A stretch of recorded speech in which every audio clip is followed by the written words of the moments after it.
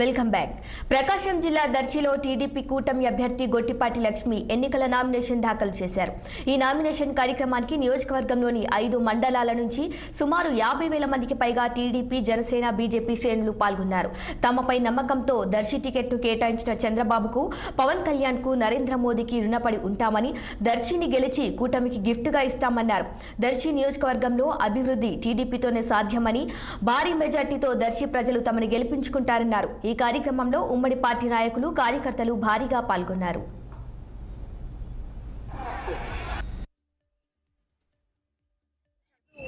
నేను దర్శి నియోజకవర్గ కూటమి అభ్యర్థిగా నామినేషన్ వేశాను.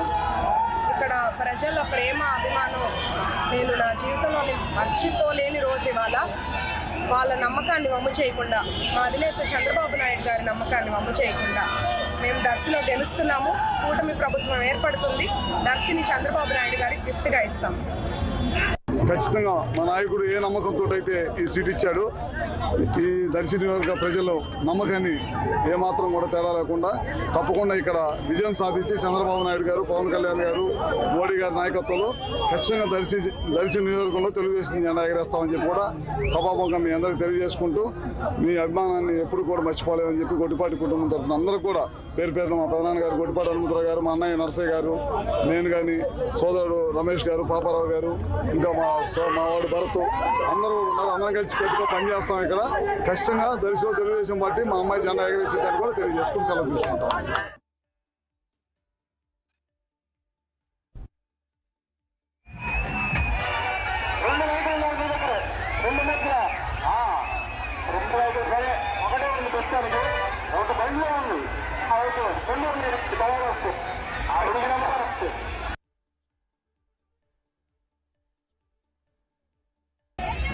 చూడండి ఒకసారి అందరూ అటు సైడ్.